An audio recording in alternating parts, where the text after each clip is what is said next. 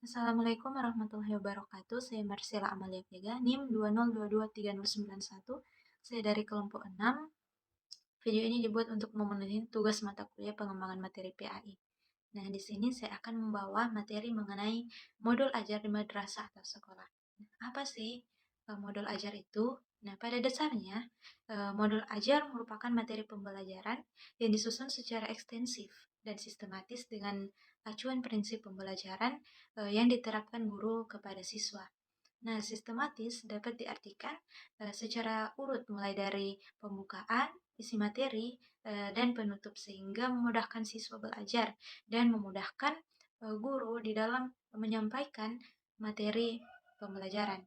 Nah, modul merupakan bahan ajar yang ditulis dengan tujuan agar peserta didik dapat belajar secara mandiri tanpa atau dengan bimbingan seorang pendidik. Nah, modul ini berisi tentang petunjuk belajar dengan topik dan tujuan yang diinginkan. Nah, dilihat dari sisi manfaatnya, ternyata modul memiliki beberapa manfaat, baik itu bagi guru ataupun bagi siswa. Nah, modul dapat bermanfaat bagi siswa antara lain. Pertama, siswa memiliki kesempatan untuk melatih diri belajar secara mandiri. Yang kedua, belajar menjadi lebih menarik karena dapat dipelajari di luar kelas dan di luar jam pembelajaran. Yang ketiga, berkesempatan mengekspresikan cara-cara belajar yang sesuai dengan kemampuan dan minatnya. Yang keempat, berkesempatan menguji kemampuan diri dengan mengerjakan latihan yang disajikan di dalam modul. Yang kelima yaitu mampu membelajarkan diri sendiri. Yang keenam yaitu mengembangkan kemampuan siswa dalam berinteraksi langsung dengan lingkungan dan sumber belajar. Adapun manfaat modul bagi guru yaitu antara lain yang pertama yaitu mengurangi kebergantungan terhadap ketersediaan buku teks. Dan yang kedua yaitu memperluas wawasan karena disusun dengan menggunakan berbagai sumber referensi. Yang ketiga yaitu menambah khazanah pengetahuan dan pengalaman dalam menulis bahan ajar. Yang keempat yaitu membangun komunikasi yang efektif antara dirinya dan siswa karena pembelajaran tidak harus berjalan secara tatap muka. Kelima yaitu menambah angka kredit jika dikumpulkan menjadi buku dan diterbitkan. Nah, sebagai salah satu bentuk bahan ajar, modul memiliki beberapa fungsi. Di antaranya yaitu modul yang pertama bahan ajar mandiri. Dimaksudkan yaitu penggunaan modul pada proses pembelajaran yang meningkatkan kemampuan peserta didik untuk belajar sendiri tanpa bergantung kepada kehadiran pendidik. Yang kedua yaitu pengganti fungsi pendidik. Yang dimaksudkan sini yaitu dari modul pada pembelajaran ini merupakan suatu bahan ajar yang menjelaskan materi pembelajaran dengan baik dan mudah serta dapat dipahami oleh peserta didik. Yang ketiga sebagai alat evaluasi. Maksudnya di sini dengan modul ini dapat dijadikan bahan evaluasi pendidik untuk mengetahui seberapa paham materi yang telah diketahui oleh peserta didik. Yang keempat yaitu sebagai bahan rujukan bagi peserta didik.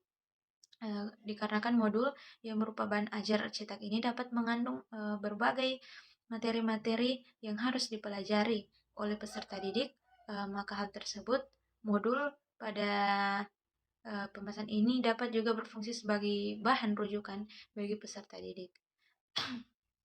Nah, menurut ST Fembiarto menguraikan unsur-unsur yang terdapat di dalam modul ajar, yaitu yang pertama ada rumusan tujuan pengajaran yang eksplisit dan spesifik. Yang kedua, petunjuk untuk guru. Petunjuk untuk guru memuat penjelasan tentang bagaimana pengajaran itu. Bagaimana pengajaran itu dapat diselenggarakan secara efisien. Yang ketiga, ada lembar kegiatan siswa. Lembaran ini memuat materi pembelajaran yang harus dikuasai oleh peserta didik. Yang keempat, ada lembar kerja bagi siswa. Di dalam lembaran kerja ini tercantum pertanyaan-pertanyaan dan masalah-masalah yang harus dijawab dan dipecahkan oleh siswa. Yang kelima yaitu ada kunci lembaran kerja. Yang keenam, ada lembaran evaluasi. Nah, tiap-tiap modul disertakan lembaran evaluasi yang berupa tes dan rating scale evaluasi guru terhadap tercapai atau tidaknya tujuan yang dirumuskan pada modul oleh siswa. Dan selanjutnya ada kunci lembaran evaluasi. Tes dan rating scale yang tercantum pada evaluasi ini disusun oleh penulis modul yang bersangkutan. Nah, item-item itu disusun dan dijabarkan dari rumusan-rumusan tujuan pada modul ajar. Selanjutnya, terdapat langkah-langkah di dalam mengembangkan modul ajar pada kurikulum merdeka. Di antaranya yaitu yang pertama melakukan analisis pada siswa, guru, dan sistem pendidikan mengenai kondisi dan kebutuhannya. Yang kedua yaitu melakukan asesmen diagnostik pada siswa mengenai kondisi dan kebutuhan dalam pembelajaran. Pada tahap ini, guru mengidentifikasi kesiapan siswa sebelum belajar. Guru melakukan asesmen ini secara spesifik untuk mengidentifikasi kompetensi, kekuatan, serta kelemahan siswa. Yang ketiga yaitu melakukan identifikasi dan menentukan entitas profil pelajar Pancasila yang akan dicapai. Yang keempat yaitu mengembangkan modul ajar yang bersumber dari alur tujuan. Pembelajaran alur tersebut berdasarkan dengan capaian pembelajaran. Esensi dari tahapan ini adalah pengembangan materi sama halnya seperti mengembangkan materi pada rencana pembelajaran, rencana pelaksanaan pembelajaran atau yang biasa kita kenal dengan RPP. Yang kelima yaitu mendesain jenis, teknik, dan instrumen serta asesmen. Yang keenam, modul ajar disusun berdasarkan komponen-komponen yang telah direncanakan. Yang ketujuh, guru dapat menentukan beberapa komponen yang esensial yang sesuai dengan kebutuhan pembelajaran untuk siswa. Yang kedelapan, komponen esensial ini dapat dielaborasikan dalam kegiatan pembelajaran. Yang kesembilan, setelah tahapan-tahapan sebelumnya telah diterapkan, maka modul siap digunakan. Dan yang terakhir yaitu evaluasi modul. Nah, mungkin itu dulu yang bisa saya sampaikan pada kesempatan ini. Mohon maaf apabila terdapat banyak salah kata. Terima kasih. Wassalamualaikum warahmatullahi wabarakatuh.